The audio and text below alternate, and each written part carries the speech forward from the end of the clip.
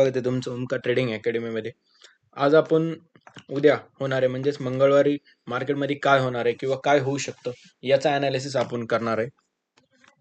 सगळ्यात पहिल्यांदा जर तुम्ही चॅनलला नवीन असाल तर तुम्ही आपल्या चॅनलला सबस्क्राईब करा, लाईक करा आणि माझे व्हिडिओ जर तुम्हाला आवडले, तुम्हाला त्याच्यातनं थोडीशी हेल्प झाली मार्केट समजून घेण्यामध्ये, तर नक्कीच आपली लाईक करा, व्हिडिओला कमेंट करा आणि फॉलो करत राहा. तुमच्या जे फ्रेंड्स असतील त्या लोकांना शेअर करा, याने काय होईल मला प्रोत्साहन भेटत राहील.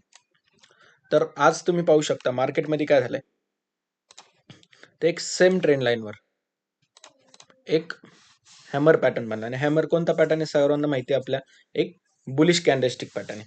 आणि हा पॅटर्न बनल्यानंतर मोस्टली मार्केटमध्ये काय होतं तर अपसाईडला मुवमेंट येतात, मग बुलिश मुवमेंट येतात.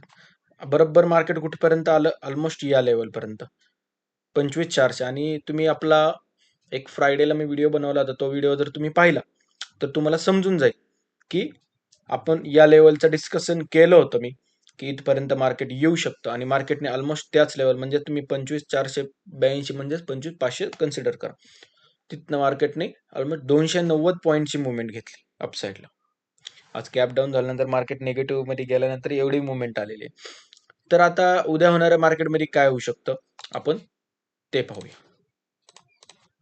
आजचा हाय बघा काय आहे तर 25,813 आणि आजचा लो आहे 25,477 समथिंग. 1 आवरला पण बघा मार्केटने तिथं सपोर्ट घेतलाय.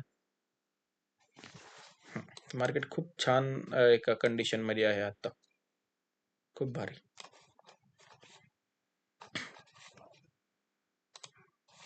आता अनालाइज कसं करायचं हे मी तुम्हाला सांगतो सिंपल पद्धतीने.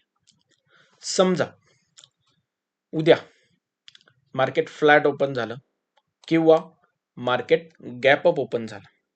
फ्लॅट म्हणजे कुठं इथेच 25,820, 830, 800 समथिंग या लेवल आणि अपसाईडला जायला लागलं. तर आपलं अपसाईडला मार्केट जर समजा जायला लागलं तर सगळ्यात पहिल्यांदा काय होणार आहे तर आपलं जे टार्गेट असणार आहे ना ते ऑलमोस्ट 25,980 समथिंग लेवलचं, या लेवलचं 25,080, 982 म्हणजे ऑलमोस्ट 182 पॉईंटचं आपलं अपसाईडला टार्गेट राहू शकतं जर मार्केट फ्लॅट ओपन होऊन वर जायला लागलं. समजा मार्केट फ्लॅट ओपन होऊन वर न जाता मार्केट तिथेच किंवा गॅपअप झालं आणि आपल्याला कळत नाही की आता कोणती पोझिशन घ्यावी, काय करायचं, सिम्पली याच लेवलपर्यंत मार्केट येते का पाहायचंय किंवा इथे मध्ये कुठे ओपन झालं. समजा आपली जी लेवल आहे 25,982 या लेवलला न येता मार्केट समजा 25,850, 830, 840 या लेवलपर्यंत इथेच ओपन झालं तर आपल्याला काय करायचंय, ही जी लेवल आहे ना 25,800 या लेवलला येऊन एखादा सपोर्ट बनतोय का हे पाहायचं. कधी कधी काय होतं समजा मार्केट ओपन झाली, इथे कॅन्डल बनते ते समथिंग काही बनते ते, इथे तुम्ही न्यूट्रल राहा.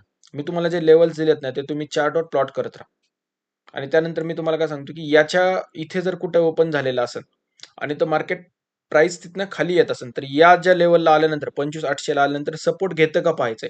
नाही घेतला तर समजा सपोर्ट ब्रेक झाला तर आपण डाऊन साईड साठी ट्रेड याच्यामध्ये इझिली घेऊ शकतो. फक्त आपल्याला पाहणं काय गरजेचं आहे तर इथे सपोर्ट घेतला जातोय का.